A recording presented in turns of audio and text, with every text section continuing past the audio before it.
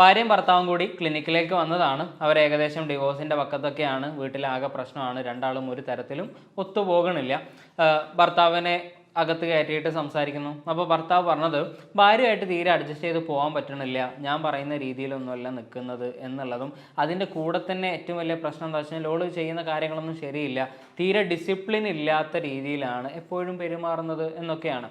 അപ്പോൾ അതിൻ്റെ കുറച്ച് ഉദാഹരണങ്ങൾ പറഞ്ഞപ്പോൾ ആദ്യം പറഞ്ഞു നേരത്തിന് എണീക്കുമ്പോൾ തന്നെ ചിലപ്പോൾ 6:30-7 മണിയൊക്കെ ആവും, രാത്രി കിടക്കുന്ന സമയത്ത് വിരിപ്പൊന്നും ഒന്ന് തട്ടി വിരിക്കൊന്നുമില്ല. അപ്പം ഇങ്ങനെയുള്ള ഒരുപാട് കംപ്ലൈൻറ്റുകൾ. അതിൽ ഏറ്റവും ഭയങ്കര രസകരമായിട്ട് പറഞ്ഞൊരു കംപ്ലൈൻറ്റ് എന്താണെന്ന് വെച്ച് കഴിഞ്ഞാൽ, ടൂത്ത് ബ്രഷ് പേസ്റ്റ് എടുക്കുന്ന സമയത്ത്, നമ്മൾ ബ്രഷ് ചെയ്യാൻ വേണ്ടിയിട്ട് പേസ്റ്റ് എടുക്കുന്ന സമയത്ത് ആ വൈഫ് നടുവിൽ നിന്നിട്ടാണ് പ്രസ് ചെയ്ത് തുടങ്ങുന്നത് എന്നുള്ളതാണ്. ശരിക്കും നമ്മളൊക്കെ ചിലപ്പോൾ പേസ്റ്റ് എടുക്കുന്ന സമയത്ത് മുകളിൽ നിന്നൊക്കെ ആയിരിക്കും പ്രസ് ചെയ്തെടുക്കുക. അതിൻ്റെ ശരിയായിട്ടുള്ള രീതി എന്ന് പറയുന്നത് താഴത്തുനിന്ന് പ്രസ് ചെയ്യണം എന്നുള്ളതൊക്കെയാണ്. എന്നാൽ പോലും എവിടെ നിന്ന് പ്രസ് ചെയ്താലും പേസ്റ്റ് വന്നാൽ മതി എന്നുള്ളതൊക്കെയാണ് ഒരു കണക്ക്.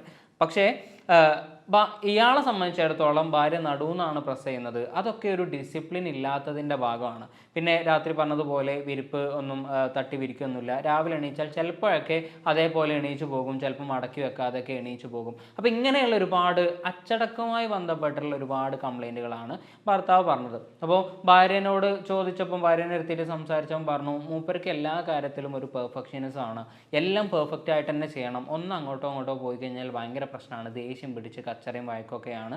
അപ്പോൾ അങ്ങോട്ട് അതെന്തിനാ അങ്ങനെ ചെയ്യണമെന്ന് ചോദിച്ചു കഴിഞ്ഞാൽ അത് അങ്ങനെ തന്നെയാണ് അത് ചെയ്യേണ്ടത്, അതാണ് അതിൻ്റെ ഒരു രീതി എന്നുള്ളതൊക്കെയാണ് പറയാം. ഉദാഹരണത്തിന് നേരത്തെ ഈ പേസ്റ്റിൻ്റെ കാര്യം പറയുന്ന സമയത്ത് നടുവെന്ന് പ്രസ് ചെയ്താൽ എന്താ ചോദിക്കുമ്പോൾ പറയും, അതെന്തിനാ അവിടുന്ന് പ്രസ് ചെയ്യണേ, താഴത്തുനിന്ന് പ്രസ് ചെയ്താൽ പോരെ, അതാണല്ലോ അതിൻ്റെ ശരിയായ രീതി എന്നുള്ളത്. അപ്പോൾ ഈ തരത്തിലൊക്കെയാണ് അവരുടെ ഇടയിലുള്ള പ്രശ്നങ്ങൾ തുടങ്ങുന്നത്. അങ്ങനെ ഈ ഒരു കാര്യങ്ങൾ പറഞ്ഞിട്ട് അവർ തമ്മിൽ അങ്ങോട്ടും ഇങ്ങോട്ടും ആദ്യം ചെറിയ വാഗ്വാദങ്ങളൊക്കെ ഉണ്ടാവും. പിന്നെ അത് കച്ചറയിലേക്ക് പോകും, അടിയാവും, പ്രശ്നമാവും, അന്നത്തെ ദിവസം മുഴുവൻ അലമ്പാകും. പിറ്റേ ദിവസം ഇതുപോലത്തെ എന്തെങ്കിലുമൊക്കെ പ്രശ്നങ്ങളൊക്കെ ഉണ്ടാവും. ഭാര്യ പരമാവധിയൊക്കെ അഡ്ജസ്റ്റ് ചെയ്തിട്ട് അയാൾക്ക് ഇഷ്ടമുള്ള പോലെയൊക്കെ ചെയ്യാൻ നോക്കും. പക്ഷേ ചെയ്യാൻ പറ്റാത്ത ഒരുപാട് കാര്യങ്ങൾ, എത്ര ശ്രമിച്ചു കഴിഞ്ഞാലും അതുപോലെ ആക്കാൻ പറ്റാത്ത ഒരുപാട് കാര്യങ്ങളൊക്കെ ഉണ്ടാവും. അപ്പോൾ അതിൽ ആകെ പ്രശ്നമാകും, അടിയാകും. അങ്ങനെയാണ് ഇവർ തമ്മിലുള്ള പ്രശ്നം. അങ്ങനെയാണ് ഇവർ ക്ലിനിക്കിലേക്ക് എത്തുന്നത്. ശരിക്കും ഈ ഭർത്താവിന് OCPD എന്ന് പറയുന്ന ഒബ്സസീവ് കമ്പൽസീവ് പേഴ്സണാലിറ്റി ഡിസോർഡർ എന്ന് പറയുന്ന ഒരു പ്രശ്നമാണ്.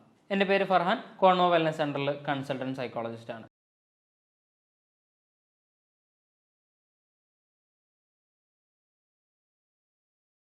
OCD എന്ന് പറയുന്ന പ്രശ്നത്തിനെ കുറിച്ച് ഒരു 2-3 വീഡിയോയിൽ നമ്മൾ മുമ്പ് ഡിസ്കസ് ചെയ്തിട്ടുണ്ട്. ഈ OCD എന്ന് പറയുന്നത് 2 ഭാഗങ്ങളുള്ള, അഥവാ ഒബ്സഷൻ അതുപോലെ തന്നെ കമ്പൽഷൻ എന്ന് പറയുന്ന 2 ഭാഗങ്ങളുള്ള ഒരു പ്രശ്നമാണ്. അതിൽ ഒബ്സഷൻ എന്ന് പറയുന്നത് ആവശ്യമില്ലാത്ത എന്തോ ഒരു ചിന്ത തലയിൽ കയറിയിട്ട് നമ്മൾ ഭയങ്കര ബുദ്ധിമുട്ടാക്കുന്നതാണ്. ഉദാഹരണം പറഞ്ഞു കഴിഞ്ഞാൽ, കൈ കഴുകിയത് ശരിയായില്ല, അയക്ക് പിന്നെയും ഉണ്ട് എന്ന് വെറുതെ തോന്നുന്നു. ശരിക്കും അയക്ക് കയ്യിലൊന്നും ഉണ്ടാവില്ല, പക്ഷെ വെറുതെ അങ്ങനെ തോന്നുന്നു. ആ തോന്നൽ ഉണ്ടാകുന്ന സമയത്ത് ഭയങ്കര ഒരു എടങ്ങാറ് ഫീൽ ചെയ്യുന്നു, ഭയങ്കരമായിട്ടൊരു ആങ്സൈറ്റി ഫീൽ ചെയ്യുന്നു. അത് ഉണ്ടാവുന്നത് കൊണ്ട് തന്നെ ഈ ആങ്സൈറ്റി ഇല്ലാതാക്കാൻ, ഈ ഒരു എടങ്ങാറ് ഇല്ലാതാക്കാൻ വേണ്ടിയിട്ട് പിന്നെയും ചെയ്തിട്ടുള്ള കാര്യം, അഥവാ അയക്കില്ലെങ്കിൽ പോലും പിന്നെയും കഴുകേണ്ടി വരുന്നു, പിന്നെ എടങ്ങാറുണ്ടാവുന്നു. അങ്ങനെ ഇത് തന്നെ കണ്ടിന്യൂസ് ആയിട്ട് ചെയ്തു പോകുന്ന, ഇപ്പം കൈ കഴുകുന്ന കാര്യത്തിലാണെങ്കിൽ ഒരു 20 വട്ടം കൈ കഴുകേണ്ടി വരുന്ന, പൈസ എണ്ണുന്ന കാര്യത്തിലാണെങ്കിൽ ഒരുപാട് പ്രാവശ്യം എണ്ണേണ്ടി വരുന്ന, ലോക്ക് ചെയ്തത് ശരിയായില്ല എന്ന് തോന്നിയിട്ട് വീണ്ടും പോയി ലോക്ക് ചെയ്യേണ്ടി വരുന്ന, ഇങ്ങനെയുള്ള ഒരുപാട് പ്രശ്നങ്ങൾ കാണിക്കുന്ന ഒരു ഡിസോർഡറാണ് OCD അഥവാ ഒബ്സസീവ് കമ്പൽസീവ് ഡിസോർഡർ എന്ന് പറയുന്നത്. ഇത് ശരിക്കും ആങ്സൈറ്റി ഡിസോർഡറിൻ്റെ അണ്ടറിൽ വരുന്ന, ഉത്കണ്ഠ രോഗങ്ങളുടെ താഴെ വരുന്ന ഡിസോർഡറാണ് OCD എന്ന് പറയുന്നത്. ഇത് പേഴ്സണാലിറ്റിയുടെ ഒരു ഭാഗമാവുന്ന സമയത്താണ് ഇത് ഒബ്സസീവ് കമ്പൽസീവ് പേഴ്സണാലിറ്റി ഡിസോർഡർ എന്ന് പറയുന്നത്.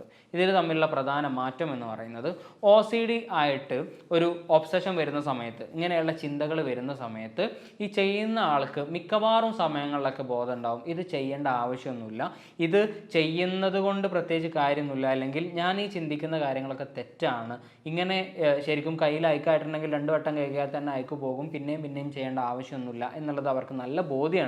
പക്ഷേ ഇത് അവർക്ക് കൺട്രോൾ ചെയ്യാൻ പറ്റാതെ, ഈ ചിന്ത പിന്നെയും വന്നിട്ട് കൺട്രോൾ ചെയ്യാൻ പറ്റാതാവുകയും ഇതുകൊണ്ടുള്ള എടങ്ങാറ് കൊണ്ട് ഭയങ്കര ബുദ്ധിമുട്ടുണ്ടാവുകയും ഈ ചെയ്യാതിരിക്കുന്ന സമയത്ത് ഭയങ്കര ബുദ്ധിമുട്ടുണ്ടാവുകയും ഈ ബുദ്ധിമുട്ടിനെ കുറക്കാൻ വേണ്ടിയിട്ടാണ് ശരിക്കും OCD ഉള്ള ആളുകൾ വീണ്ടും ചെയ്യുന്നത്.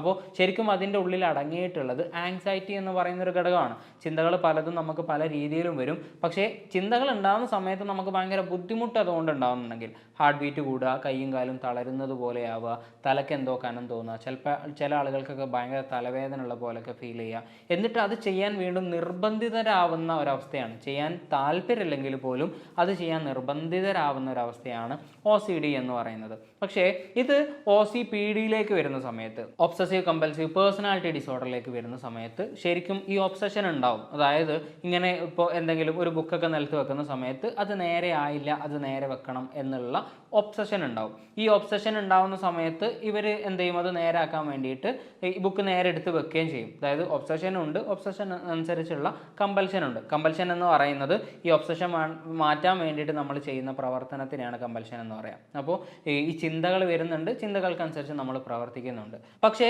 ഇത് OCDയിൽ നിന്ന് എങ്ങനെയാണ് വ്യത്യസ്തമാണ്, എങ്ങനെയാണ് വേറിട്ട് നിൽക്കണമെന്ന് വെച്ച് കഴിഞ്ഞാൽ, OCD ഉള്ള ആളുകൾക്ക് ഏകദേശം നേരത്തെ പറഞ്ഞതുപോലെ ധാരണയുണ്ടാവും ഈ ഒബ്സഷൻ തെറ്റാണ്, ഇങ്ങനെ ചെയ്യേണ്ട ആവശ്യമില്ല, ശരിക്കും ഇതിനനുസരിച്ച് നമ്മളുടെ ഒരു പ്രവർത്തനം ചെയ്യേണ്ട ആവശ്യമൊന്നുമില്ല എന്നുള്ളത്. പക്ഷേ എടങ്ങാറ് സഹിക്കാൻ വയ്യാതെയാണ് ചെയ്യുന്നത്, ചെയ്യാനൊരു ഇഷ്ടം ഉണ്ടാവില്ല. പക്ഷേ ഇത് OCPDയിലേക്ക് വരുന്ന സമയത്ത് ഈ OCPD ഉള്ള ആളുകൾ വിശ്വസിക്കുന്നത് അങ്ങനെ തന്നെയാണ് ചെയ്യേണ്ടത്, അത് തന്നെയാണ് ചെയ്യേണ്ട ശരിയായിട്ടുള്ള ഒരു രീതി, അതുകൊണ്ട് അങ്ങനെ തന്നെ ചെയ്യണം എന്നുള്ളതാണ്. ഇത് അയാൾ അങ്ങനെ ചെയ്യണം എന്നുള്ളത് മാത്രമല്ല ഇതിൻ്റെ പ്രശ്നം, നമ്മളെ ചുറ്റുമുള്ള ആളുകളും ചെയ്യേണ്ടത് അതുപോലൊക്കെ തന്നെയാണ്.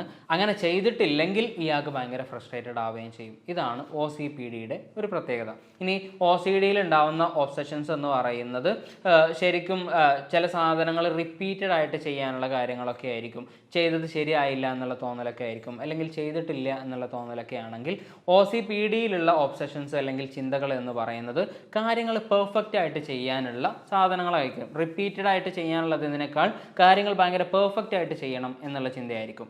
ഇപ്പോൾ സാധനങ്ങളൊക്കെ എടുക്കുന്ന സമയത്ത് ബുക്ക് വെക്കുന്നത് ഇവിടെ ആയിരിക്കണം, വാട്ടർ ബോട്ടിൽ വെക്കുന്നത് ഇവിടെ ആയിരിക്കണം, രാവിലെ എണീക്കുന്നതിൻ്റെ സമയത്തായിരിക്കണം, രാവിലെ എണീച്ച് കഴിഞ്ഞാൽ ഒക്കെ എല്ലാം നല്ല വൃത്തിയാക്കിയിട്ട് വിരിപ്പൊക്കെ ഒന്ന് നേരെയാക്കിയിട്ട് മടക്കി വെച്ചിട്ടുണ്ടാവണം, പൊടിയൊന്നും ഉണ്ടാവാൻ പാടില്ല, ചുളിവുകളൊന്നും ഉണ്ടാവാൻ പാടില്ല.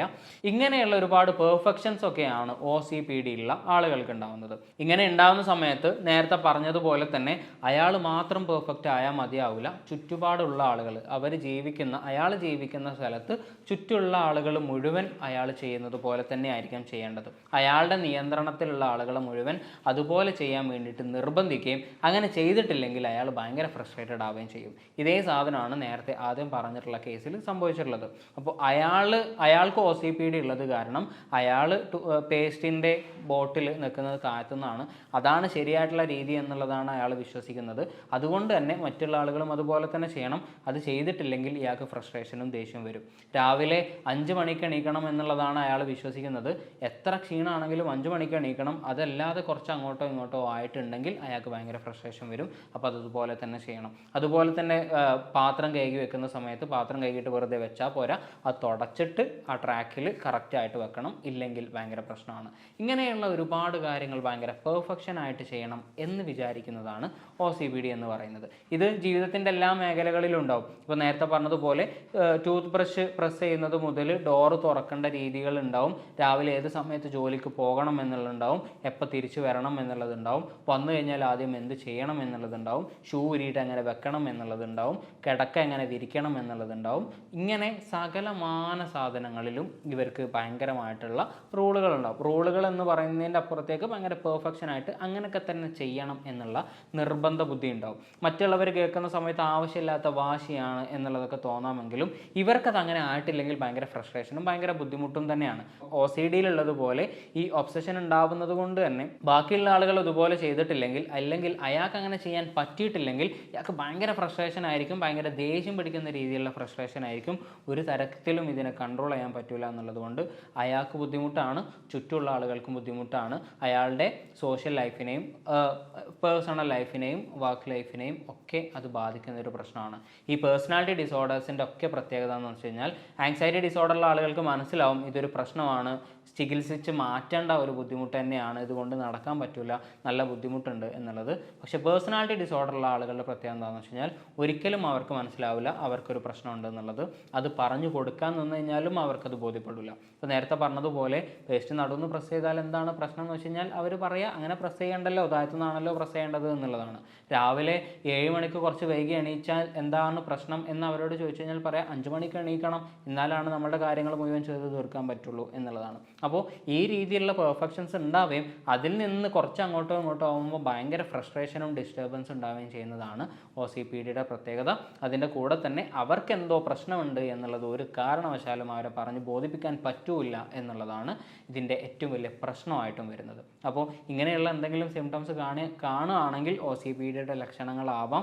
ഇങ്ങനത്തെ സിംറ്റംസ് ഒക്കെ കാണുകയാണെങ്കിൽ നല്ലൊരു ട്രീറ്റ്മെൻറ്റ് എടുത്തിട്ട് ഈ OCPDനെ മാനേജ് ചെയ്തിട്ട് ഈ പെർഫെക്ഷനിസം ആവശ്യമില്ലാത്ത സാധനങ്ങളൊക്കെ പതുക്കെ കുറച്ച് കൊണ്ടുവന്നിട്ട് ഒരു നോർമൽ രീതിയിലേക്ക് മാറ്റാൻ പറ്റുന്ന രീതിയിലേക്കൊക്കെ ആക്കാൻ പറ്റും. വേറെ ടോപ്പിക്കുമായിട്ട് അടുത്ത വീഡിയോയിൽ കാണാം. Thank you.